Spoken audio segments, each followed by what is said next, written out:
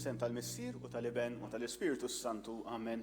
Il-grazzja ta' Sidna Ġesu Kristu, l-imħabba ta' Alla u l-għaqda fl-Ispiritu Santu tkun magħkom ilkoll. Uti nilqakom u nirringrazzjakom li naqgħatu magħna għal din l-ewwel quddiesa nittamaw minn sensiela. Jalla s-sensiela ma tkunx twila ħafna x'din il-quddiesa qed norganizzawha propju sakemm inkunu magħluqin fid-djarna ma nistgħux niltaqgħu fil-knejjes. Imma jalla tkun sensiela li tħalli l-frott ta' quddies ma speċjali indirizzati għaż-żgħażagħ imma sintendi miftuħin għal kulħadd fejn anke f'dan il-misteru tal-Għid dan il-ferħ tal-Għid inkunu nistgħu ngħixu aħna iktar flimkien bħala komunità. Mhux komunità fiżika li niltaqgħu flimkien imma komunità virtwali li xorta waħda nużaw anke l-mezzi tal-komunikazzjoni biex flimkien nitolbu u npoġġu lil Alla nerġgħu fiċ-ċentru ta' ħajjitna. Fil-bidu ta' dil-quddiesa ħuti nitolbu maħfra lil mulej għan-nuqqasijiet tagħna, dan huwa propju il-ħadd tal-ħniena divina, l-ħadd l-ewwel ħadd wara l-Għid fejn aħna propju niffukaw naqra iktar l-attenzjoni tagħna fuq il-ħniena kbira ta' Ġesu li ġiet immanifestata fil-misteru tal-Għid. U allura nitolbu din il-ħniena u l-maħfra tiegħu. Int ħanin bil-bosta ma' kull min isejjaħlek, mulej ħniena, mulej ħniena. Int kollok ħniena mal-mitinbin, Kristu ħniena, Kristu ħniena. Int avukat tagħna quddiem il-Missier, mulej ħniena, mulej ħniena. Iħenna lina Alla li jista' kollox, jaħfrinna dnubietna u jwassalna għal ħajja ta' dejjem. Amen. Glorja l-Alla fil-għoli ta' smewwiet u paċi fl-art lil bnedmin ta' rieda tajba. Infaħruk, inberkuk, nadurawk, natuk ġieħ. Inroddulek ħajra l-glorja kbira tiegħek. Mulej Alla Sultan tas-sema, Alla Missier li tista' kollox. Mulej Iben waħdini Ġesu Kristu, mulej Alla ħaruf tal-Alla bin il-Missier. Int li tneħħid nubiet tad-dinja, ħen għalina. Int li tneħħid nubiet tad-dinja, il-qatt talb tagħna. Int li qiegħed fuq il-lemin tal-Missier ħen għalina. Għaliex inti waħdek qaddis, inti waħdek mulej, inti waħdek il-għoli Ġesu Kristu, mal-Ispiritu Santu fil-glorja tal-Missier Alla. Amen. Nitolbu.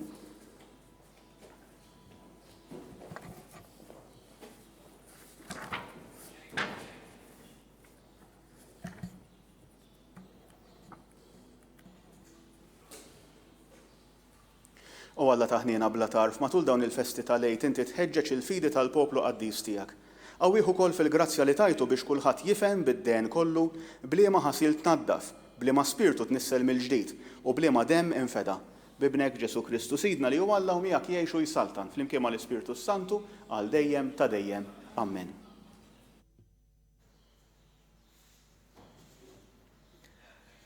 L-ewwel qari. Qari mill-ktieb tal-Atti tal-Apostli. F'dak iż-żmien, id-dixxipli li kienu jżommu sħiħ fit-tagħlim tal-Apostli u fl-għaqda ta' bejniethom fil-qsim tal-ħobs u t-talb. Waqa' mbagħad il-biża' fuq kulħadd għax ħafna kienu l-mirakli u s-sinjali li kienu jsiru permezz tal-Apostli.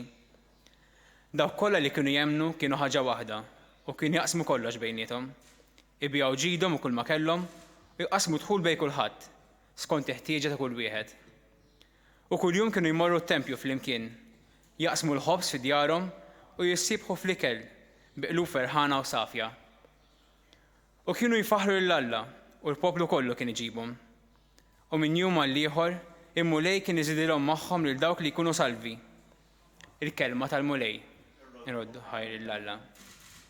Għas-salm responsorjali ngħidu flimkien faħru lill-mulej għal xu tajjeb għax għal dejjem it-tieba tiegħu. Mulej għal xu tajjeb għax għal dejjem it-tieba tiegħu. Ħajajdu li Iżrael għal dejjem it-tieba tiegħu. Ħatajdar Aaron għal dejjem it-tieba tiegħu. Ħajdu dawk li jibżgħu mill-mulej għal dejjem it-tieba tiegħu. Ngħidu flimkien faħru lill-mulej għal xu tajjeb għax għal dejjem it-tieba tiegħu. B'saħħithom kollha mbuttawni biex naqa', imma l-mulej ta' nirajnuna. Qawwa tiegħi u għanja tiegħi l-mulej, u kien għalija s-salvazzjoni tiegħi. Għajat ta' ferħ u rebħ fl-erejjex ta' tajbin. Il-lemonija tal-mulej għamlet ħwejjex ta' ħila. Ngħidu flimkien faħru lill-mulej għaliex hu tajjeb għax għal dejjem it-tieba tiegħu. Il-ġebla li warbu l-bennejja saret il-ġebla tax-xewka. Bis-saħħa tal-mulej seħdan, ħaġa tal-għaġeb f'għajnejna. Dan hu l-jum li għamel il-mulej ħanifirħu nitennew fih. Ngħidu flimkien faħru lill-mulej għaliex hu tajjeb għax għal dejjem it-tieba tiegħu.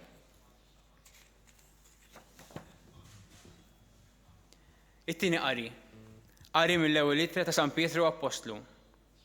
Ikun imberek Alla u Missier Sidna Ġesu Kristu li fi ħniena kbira tiegħu raġaw lidna għal tama ħajja bil-qawmien ta' Ġesu Kristu mill-imwiet.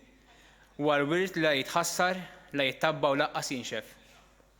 Dan il-wirtu merfuħ għalikom fis-sema għax intom tinsabu taħt il-ħarsien tal-qawwa tal-Alla fil-fidi tagħkom li twassal għas-salvazzjoni li lesta biex tidher fl-aħħar ta' żminijiet. Għalhekk għandkom għax tifirħu imqarjek issa għal ftit żmien ieħor. Jekk tiġilkom li titnietku taħt ħafna provi. Bħalma d-deb li jintemm jgħaddi mill-prova tan-nar, hekk tgħaddi mill-prova l-fidi tagħkom li tiswa aktar mid-deb biex ikun jistħoqilha tasal għat-tifħir, għall-glorja u għall-ġieħ meta jidher Ġesu Kristu. Lilu għalkemm ma rajtuhx, intom tħobbuh.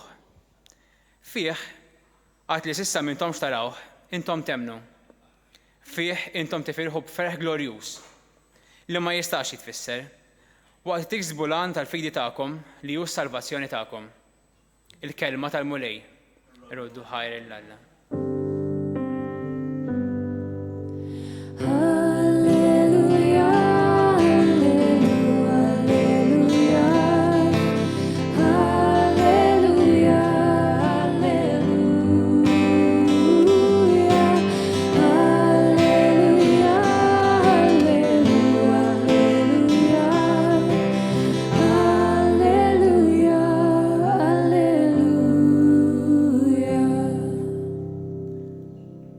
Tumas, intem min ta' xrajtni jgħid il-mulej, ħenjin dawk li marawx u emnu.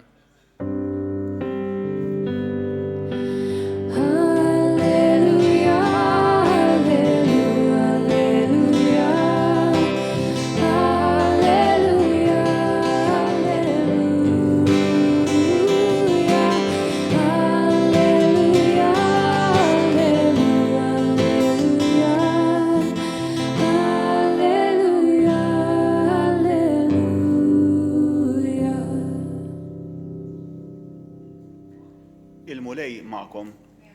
Qari mill-Evanġelju skont San Ġwan, glorja lilek mulej. Dakinhar fil-għaxija, fl-ewwel jum tal-ġimgħa, meta d-dixxipli kienu flimkien imbeżza mill-lut bil-bibien magħluqa, ġie Ġesu qagħad f'nofshom u qalilhom is-sliem għalikom. Kif qalek urihom idejh u ġenbu. Id-dixxipli ferħu meta raw lill-mulej. Imbagħad Ġesu tenna jgħidilhom is-sliem għalikom. Kif il-Missier bagħat lili, hekk jien nibgħat lilkom. Kif għalhekk nefaħ fuqhom u qalilhom ħudu l-Ispiritu Santu. Dawk li taħfrulhom tnubietom ikunu maħfura u dawk li żommuhomlhom ikunu miżmuma. Tumas wieħed mit-tnax jgħidulu t-tewmi ma kienx magħhom meta ġie Ġesu. Għalhekk id-dixxipli l-oħra qalulu rajna lill-mulej. Iżdu qalilhom jekk ma narax f'idejh il-marka tal-imsiemer u ma nqiegħx sebej fuq il-marka tal-imsiemer u wiedi fuq ġenbu, jien ma nemminx. 8 jiem wara d-dixxipli reġgħu kienu ġewwa u Tumas magħhom. Il-bibien kienu magħluqa, imma Ġesu daħal għad f'nofshom u qalilhom is-sliem għalikom. Imbagħad qal lil Tumas ġib sebek hawn u wara jdejja u ressa idek u qiegħda fuq ġenbi. Tkunx bniedem bla fidi iżda emmen. Wieġeb Tumas u qallu mulej tiegħi u Alla tiegħi.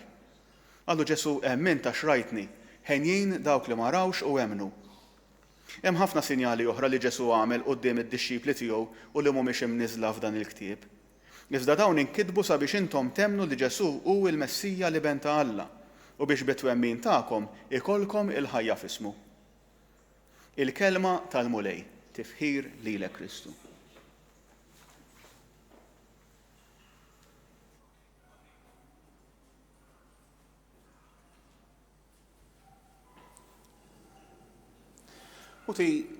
Dan il-ħadd li qegħdin niċċelebraw apparti kif qedtilkom fil-bidu il-ħadd tal-Ħnina Divina għax huwa marbut b'mod partikolari mad-devozzjoni li nibtet wara Santa Faustina Kowalska, devozzjoni lejn il-Ħnina Kbira ta' Ġesu. Imma llum jissejjaħ it-tieni ħadd tal-Għid. U t-tieni ħadd tal-Għid hu tiqisu sempliċement extension ta' dak li ċċelebrajna l-ħadd li għadda, l-Għid il-Kbir. U extension fis-sens jiena narah number one il-Knisja Isa tatina l-impressjoni li l-ferħ tal-Għid tantu kbir, tantu ferħ immens, li ma joqgħodx f'ġurnata waħda. Allura aħna għandna 50 jum tal-Għid sa ma niċċelebraw jekk Alla jrid il-festa ta' Pentekoste. Imma din il-ġimgħa tal-ottava tal-Għid, isu kull jum huwa l-Għid il-kbir, fil-fatt anke fit-talba, anke fil-quddiesa, kull jum ngħidu t-talba tal-glorja. Kull jum il-Knisja tistedinna biex ngħixu l-ferħ tal-Għid il-kbir. U jien ħbib tiegħi inħobb nenfasizza żewġ aspetti. Il-ħadd li għadda flejt iċċelebrajna oġġettivament dak li ġara f'Ġesu. Il-qawmin tiegħu, ir-rebħa ta' Ġesu fuq il-mewt u fuq id-dnub. Illum qegħdin fl-istess kważi ġurnata, fl-istess żmien, fl-istess jiem, u qegħdin niċċelebraw issa mhux biss dak li ġara f'Ġesu, imma dak li jrid jiġri fina wkoll. Għax lejt Ġesu ma għamlux għalih innifsu, Ġesu iċċelebra lejt, ġifieri iċċelebra f'sens wiesa ta' għax il-passjoni, il-mewt u l-qawmin tiegħu ma għamlux għalih innifsu, għamlu għalina dak kollu li għamel. U allura llum anka fil-qarid li għandna naraw kif il-Knisja irċiviet dak il-misteru kbir ta' lejt u kif għexitu fil-persuna tagħha. U s-sabiħ ta' din il-festa ħut li qegħdin niċċelebraw illum fil-fatt il-Knejjes tal-Lvant dan il-ħadd jgħidulu il-ħadd ta' San Tomas. Għax propju fiċ-ċentru għandna lil San Tomas li naħseb juri xi ftit lil kull wieħed waħda minna. San Tomas li qisu jrid jara biex jemmen irid il-provi. Xorti ħażina miskin għax dakinhar propju tal-lejt il-kbir se jew kien ħareġ xi qadja u ma jiltaqax ma' Ġesu. U allura jagħmel qisu ġimgħa b'dik id-dubju u minkejja li jgħidulu sħabu se jew ħaseb li qed jagħmlulu xi ċajta papali. Imma u papali fil-veru sens tal-kelma x'fietru kien magħhom. Jew inkella verament issa ma jafx x'jista' jemmen. U jgħidilhom sakemm ma narax bajnejja, sakemm ma miżbidejja jiena ma nemminx. U Ġesu jagħtih dik il-grazzja. Incidentalment ħut jekk nista' nsemmi show aħna bħalissa forsi malu inġewwa kulħadd jara s-sensijiet. Hemm sensiela veru ħelwa li jiena irnexxielli nara f'dawn il-jiem jisimha The Chosen. U The Chosen jaqbad hija sensiela Amerikana ma magħmula minn nies li jemmnu magħmula minn insara u tiffoka fuq karattri partikolari. Wieħed mill-iktar karattri ħelwin huwa propju San Tomas li jġibuh żagħżugħ, jġibuh b'ċertu anke ossessjonijiet fl-imġiba tiegħu, ċertu stramberiji fl-imġiba tiegħu, imma jibda ħireġ b'mod sabiħ dan il-karattru tiegħu li jrid jara imma fl-istess ħin li jemmen li għandu fidi kbira f'Ġesu. U allura San Tomas huwa providenzjali għax anke jfakkarna li l-fidi tagħna ma trix tkun gullible, jiġifieri tibla kollox, qisu jgħiduli x'jgħiduli nemmnu, u kultant ikun hemm nies li jmorru minn estrema għal ieħor. Hemm nies li jekk għada filgħodu jiena ngħidilhom isma' Trinità skoprew li mhux 3 persuni fiha ta' fiha 6, jgħiduli Fader kif tgħid int kollox sewwa. U allura hemmhekk veru anke faċli u din narawha. Hemm ċertu fidejiżmu, hemm ċertu kredulità, kultant aħna nemmnu anke ħmerijiet jew inkella ma nsaqsux biżżejjed. U Tomas ifakkarna li aħna il-fidi tagħna ma trid tmur id fit ukoll mar-raġuni, għax ir-raġuni wkoll hija don ta' Alla. U Tomas jixtieq jara biex jemmen. U Ġesu fil-ħnina kbira tiegħu jagħmel iktar minn hekk. Ġesu propju anke meta jidher fost id-disċipli tiegħu il-ħadd ta' wara, propju l-ewwel ġimgħa wara lejt il-kbir, Ġesu mhux biss jidher imma iwieġeb għal bżonnijiet ta' Tomas. U allura Ġesu mhux jidher biss bil-ġisem glorjuż tiegħu imma jżomm il-pjagi. U din hija xi ħaġa importanti ħafna. U jiena fuq dan l-iktar li nixtieq nenfasizza, fil-fatt l-Evanġelista San Ġwan f'dan il-kapitlu qisu jagħmel enfasi bejn il-bibien magħluqa. Jiġifieri il-bibien magħluqa huma simbolu tal-biża' li kellhom id-disċipli tal-bidu għax sintendi huma kienu raw lil Ġesu maqtul u allura beżaw li dak li ġara lilu jista' jiġri lilhom ukoll u allura jingħalqu jissakru l-bibien.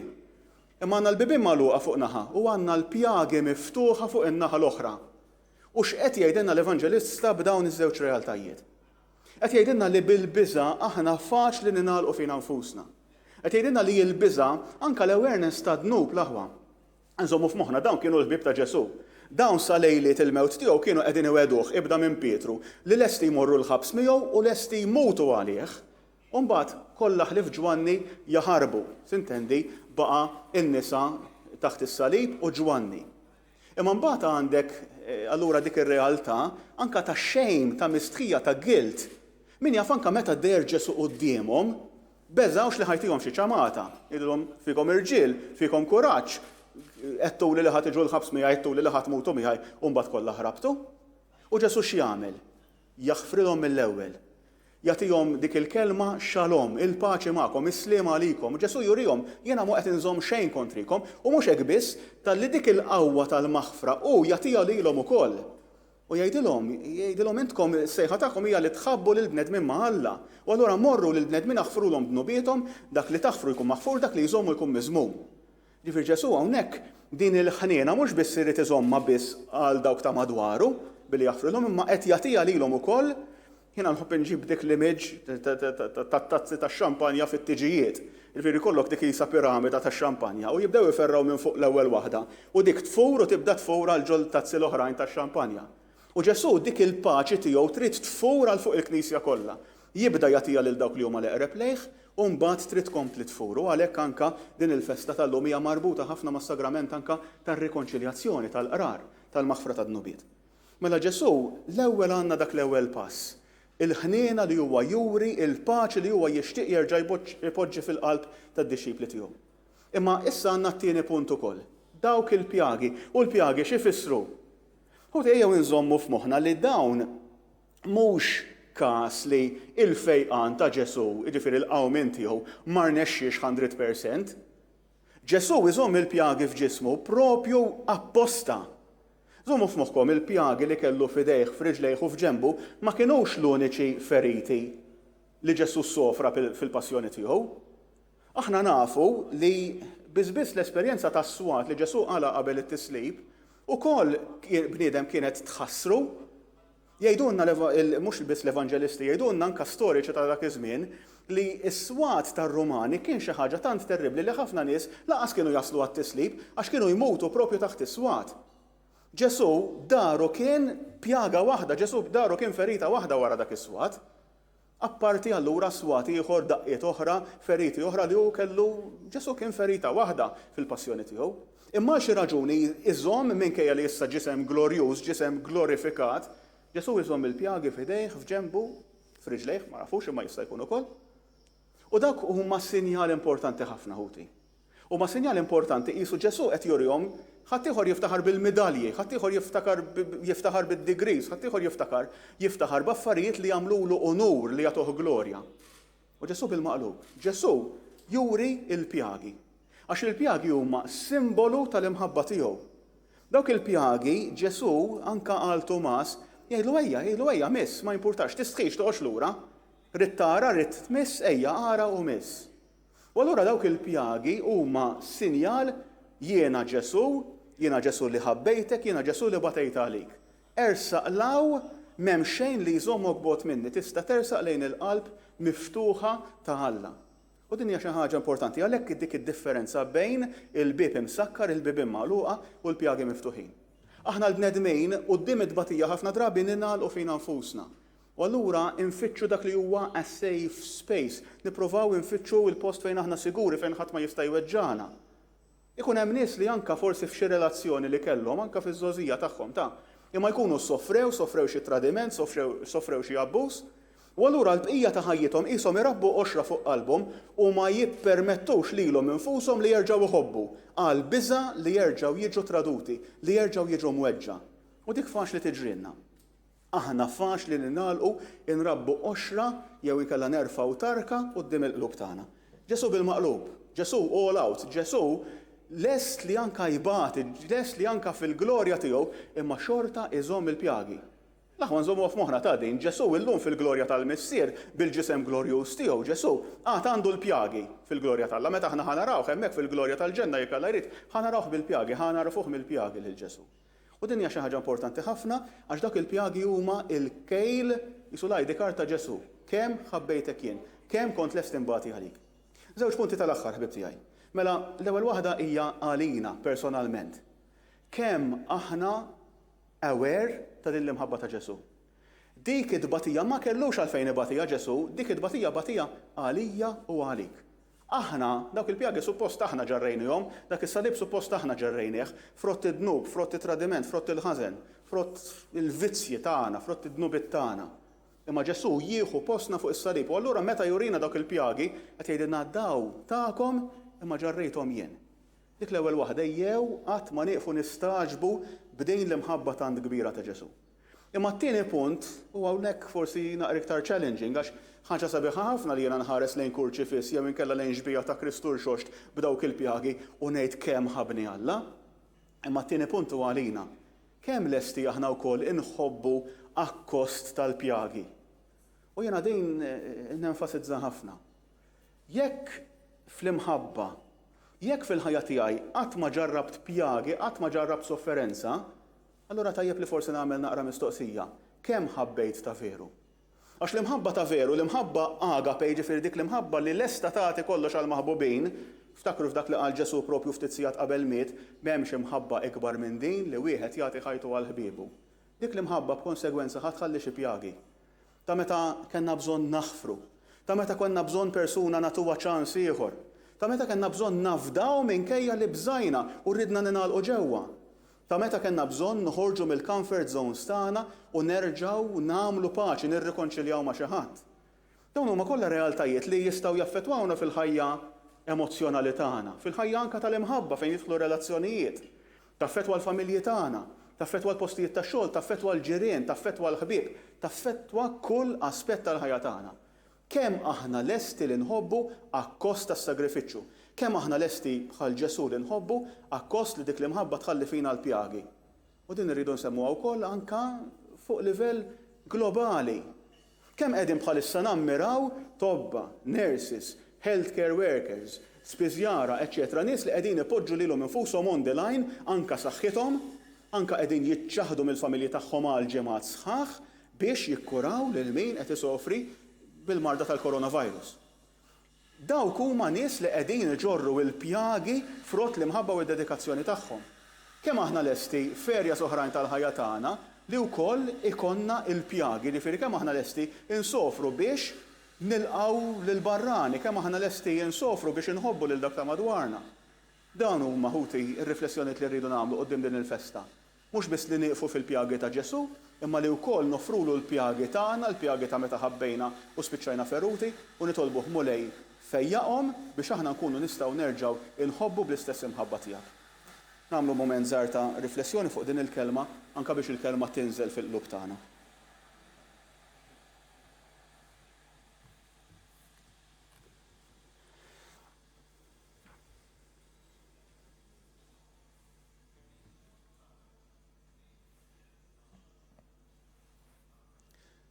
Jimkien ħuti jew nistqarru l-fidi tagħna jew li dan il-kredu ma jkunx biss formula li ngħiduha blamment, imma verament ikun stqarrija tar-rabta tagħna ma' Ġesu, tal-fidi tagħna fih u f'dak li tgħallem il-Knisja tiegħu. Jiena nemmen falla wieħed il-missier li jista' kollox, li ħalaq is-sema u l-art, dak kollu li jidher u dak li ma jidherx. U f'mulej wieħed Ġesu Kristu, iben waħdini ta' Alla, imnissel mill-missier qabel kull żmien. Alla minn Alla, dawl minn dawl, Alla veru minn Alla veru. Imnissel mhux magħmul natura waħda mal-missier u bih sar kollox. Niżel mis-smewwiet għalina l-bnedmin u għall-fidwa tagħna. U ħal ġisem bis-seta tal-Ispirtu Santu minn Marija Verġni u sar bniedem. Salbuh għalina bata taħt Ponzju Pilatu, mietu difnuh, u fit-tielet jum qam minn bejn l-imwiet skont il-kodba mqazza. U tela s-sema u qiegħed fuq il-lemin tal-missier. U għandu jerġa' jiġi bil-glorja biex jagħmel ħaq mill-ħajjin u mill-mejtin, u s-saltna tiegħu ma jkollix tmiem. U fl-Ispirtu Santu mulej li jagħti l-ħajja li ġej mill-missier u mill-liben, li hu meqjum u mweġġaħ flimkien mal-missier u mal-liben, u li tkellem b'fom il-profeti. U fi Knisja waħda qaddisa Kattolika Apostolika nistqar ma'mudija waħda għal maħfra ta' dnubiet u nistenna l-qama mill-imwiet u l-ħajja ta' żmien li ġej. Amen. U f'dan il-moment fejn nisabu miġburin flimkien, inresqu t-talbiet u l-bżonnijiet tagħna quddiem il-mulej. Nitolbu l-ewwel qabel kollox għall-Knisja biex anke l-Knisja qatt ma tibża tkun qrib dawk li huma fit-tarf tas-soċjetà, dawk li huma batuti, dawk li huma foqra, dawk li huma emarġinati. Anke jekk dan ifisser li l-Knisja toħroġ mill-comfort zones. Anke jekk il-Knisja jfisser li trid tmur fil-periferija kif jallimna l-Papa Franġisku. Anke jekk il-Knisja jkollha ġġorr il-pjagi tal-mulej Ġesu irxoxt. Nitolbu, ismana, nitolbuk mulej. Nitolbu għal dak kollha li għandhom xi forma ta' seta fis-soċjetà, seta politika, seta finanzjarja. Kwalunkwe tip ta' seta nitolbu għalihom biex il-mulej idawwalhom biex huma jkollhom qlub ġenerużi bħal ta' Ġesu li jfittex lil batut, li jfittex lil imwarrab biex huma verament jieħdu ħsieb u jkollhom qalb ta' kompassjoni għal dawk li huma l-iktar dgħajfin u l-iktar ċkejknin fis-soċjetà. Nitolbu, ismana, nitolbuk mulej. Nitolbu għal dawk li għandhom bżonn ikunu jafu li Alla jħobbhom, li Alla huwa ħanin, għal dawk in-nies li huma mmalu infihom infushom dawk li rabbew oxra madwar qalbhom minħabba esperjenzi diffiċli fil-ħajja. Nitolbu lil mulej biex ikun hu li jagħtihom il-fejqan u li jagħtihom mill-ġdid anke l-qawwa biex jittamaw fil-ħniena u fl-imħabba tiegħu. Nitolbu, ismana, nitolbuk mulej. U nitolbu għal ħutna l-mejtin biex il-mulej jilqaħħom il-kol kemm huma fis-saltna tiegħu u jagħtihom il-premju tal-ħajja ta' dejjem. Nitolbu, ismana, nitolbuk mulej. U U talba importanti f'dawn il-jiem nitolbu għal morda kollha, imma b'mod speċjali għal dawk li huma milquta minn din il-marda tal-coronavirus, għal leżis tagħhom, għal familjari tagħhom u għal dawk kollha li qegħdin jieħdu ħsiebhom biex il-mulej iżomm idejh fuqhom jagħtihom il-fejqan u l-qawwa tiegħu. Nitolbu, ismana, nitolbuk mulej. Missir Qaddis, dawn it-talbiet kollha nresquhomlok fl-isem qawwi ta' Sidna Ġesu Kristu li miegħek jgħixu jsaltan għal dejjem ta' dejjem. Amen.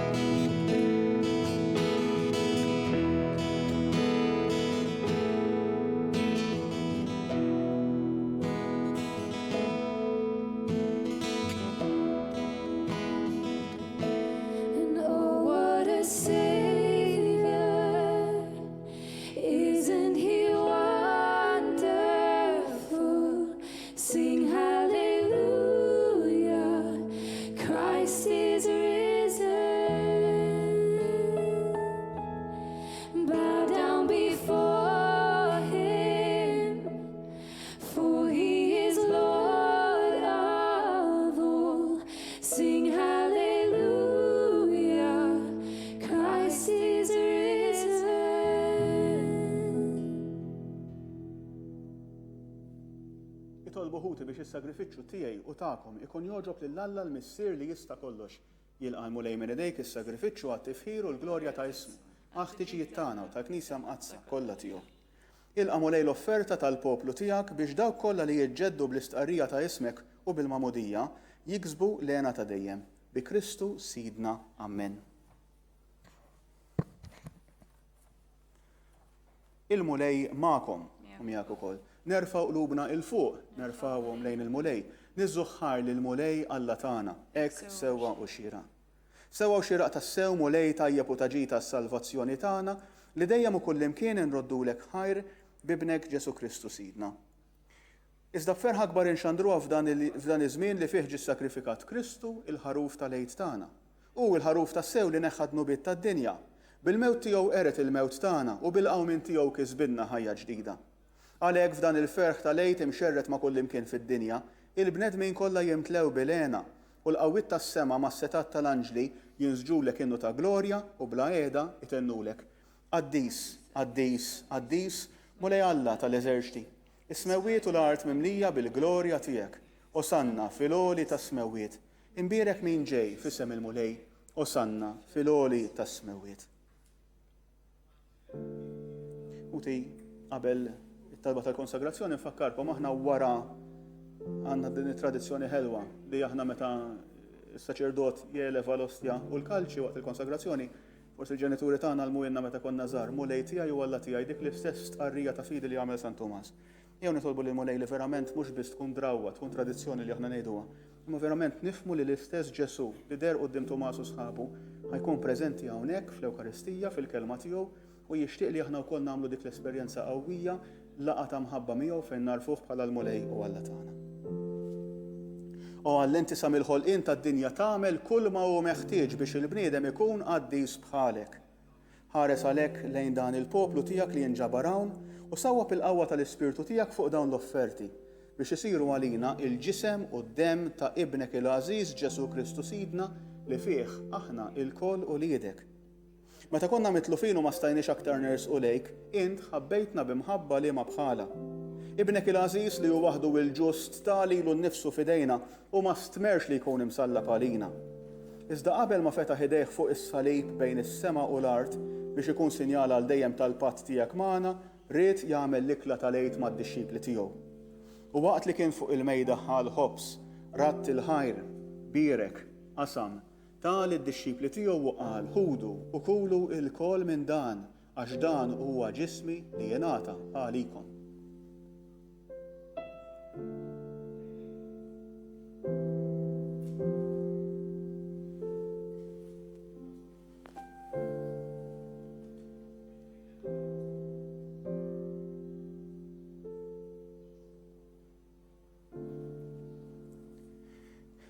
Ekku kol wara l-ikla u li kien jaf li se jħabbeb kollox fih bid-dem li kien se jxerret fuq is-salib ħa il-kalċi miml-imbit.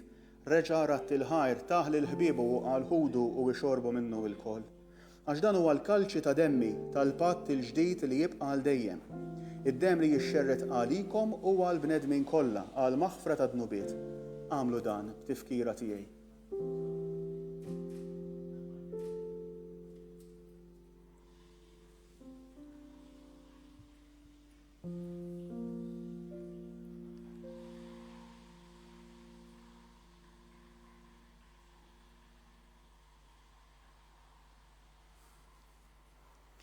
Dan hu il-misteru tal-fidi.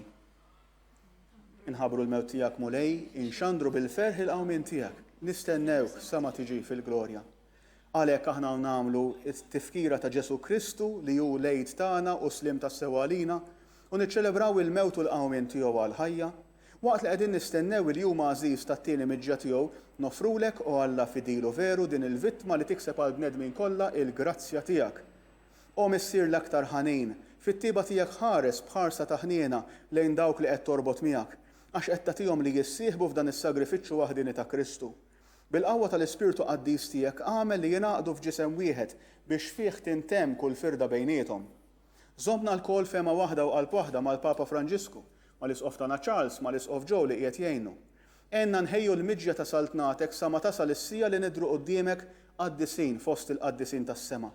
Mal-Verġni Mqazza Marija, mal-Arus tagħha San Ġusepp, mal-Apostli u maħutna mejtin li aħna nafdaw għal ħniena kbira tiegħek. Imbagħad mibdulin f'ħolqien ġdid u meħlusin minn kull taħsir inkunu nistgħu tassew fiċ-ċokon tagħna inroddulek il-ħajr ta' Kristu ibnek li jgħix għal dejjem. Bi Kristu, ma' Kristu u fi Kristu. Jingħata lilek Alla missier li tista' kollox. Flimkien mal-Ispirtu Santu, kull ġieħu glorja għal dejjem ta' dejjem. Amen. Uti aħna kull darba li ngħidu t-talba li Ġesu nkunu qegħdin nammettu, anke forsi mingħajr ma nagħtu każ, li l-ħniena hija triq two-way, it's a two-way door. Ġifieri mhux biss nitolbu lil Mulej li jaħfer lilna, ma nweduh li aħna wkoll ħanaħfru lil min naqas lilna, u allura jew inġeddu din l-intenzjoni mhijiex faċli, imma nitolbuh biex bħalma hu ħafrilna tant bil-qalb aħna wkoll inkunu kapaċi naħfru lil min iweġġa' lilna. Missierna li inti fis-smewwiet jitqaddes ismek, tiġi saltnatek, ikun li trid int kif fis-sema hekk fl-art.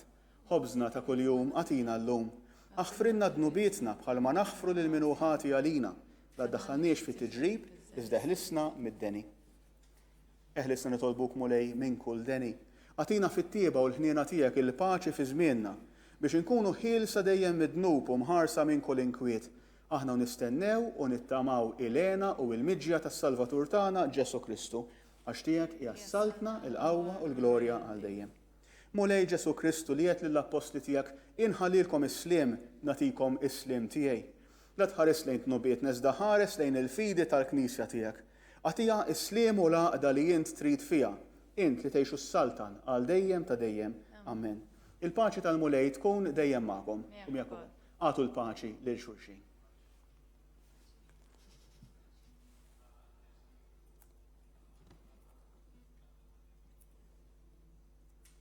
Ħaruf ta' Alla li tneħħi d-nubiet tad-dinja ħenna lina. Ħaruf ta' Alla li tneħħi d-nubiet tad-dinja ħenna lina. Ħaruf ta' Alla li tneħħi d-nubiet tad-dinja għatina il-paċi.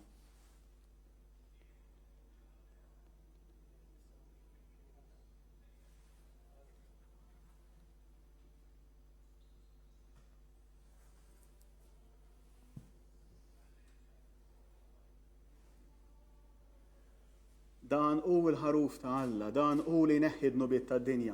Ħejjin dawk li huma mistiedna għall-ikla tal-ħaruf. Mulej ma jistħoqlix li tidħol taħt is-saqaf tiegħi, iżdejt kelma waħda u ruħi tkun imfejqa.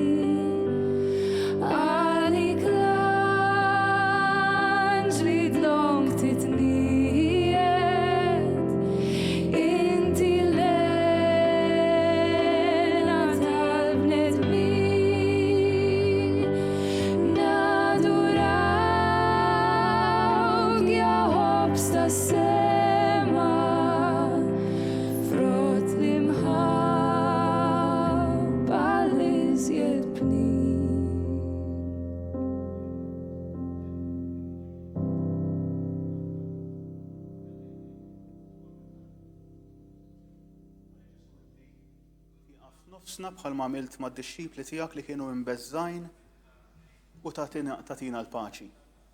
Inti kapaċi mulej tidħol anka fejn aħna rabbejna oxra. Allura nitolbuk għalina li qegħdin niċċelebraw din il-qudiesa flimkien. Nitolbuk anki għal dawk li aħna nafu li forsi huma feruti fejn tidħol l-imħabba, fejn jidħlu relazzjonijiet, fejn jidħlu esperjenzi diffiċli ta' ħajja biex inti mulej tidħol u tagħtihom il-fejqan u l-qawwa tiegħek. Nitolbuk mulej biex bħalma tajta lilna trot lilhom ukoll il-paċi li tant għandhom bżonn il-faraġ quddiem l-esperjenza diffiċli tal-ħajja. Tolbuk mulej li verament aħna ikonna esperjenza ħajja tiegħek ħalli bħal Tumas aħna wkoll inkunu nistgħu ngħidu mulej tiegħi u Alla tiegħi. Glorja lill-Missier u lill-Liben u lill-Ispiritu Santu kif kien mill-bidu, issa u dejjem u jibqa' għal dejjem ta' dejjem. Amen. Uti aħna soltu meta nkunu fil-parroċċi konna l-avviżi illum, m'għandix avviżi tal-parroċċa, imma nixtieq nfakkarkom f'inizjattiva sabiħa ħafna li saret propju dan l-aħħar biftehim anke bejn l-Arċidjoċesi ta' Malta, bejn l-Aqda Biblika Maltija. Hemm app jismu YouVersion Bible App li tista' tiddownloadjah fuq l-App Store u fuq kull smartphone basically. U dan l-app, il-YouVersion Bible App, ilu snin li inti tista' taċċessa verżjonijiet differenti tal-Bibja b'lingwi differenti, ħafna verżjoni bl-Ingliż. Issa fl-aħħar għandna wkoll il-Bibja bil-Malti li nistgħu naċċessaw minn fuq. U ħajkun hemm id-dettalji jew diġà hemm id-dettalji fuq l-iskrin biex aħna nkunu nistgħu anke naċċessaw nkunu dejjem iktar qrib mal-kelma tal-Alla.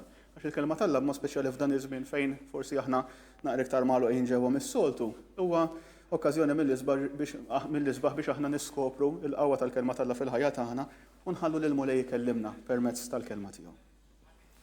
Nitolbu. Atina o Alla li tista' kollox li jitqarbina li għamilna bis-sagrament tal-għid jibqa' dejjem jagħmlilna il-ġid fir-ruħ bi Kristu Sidna. Amen.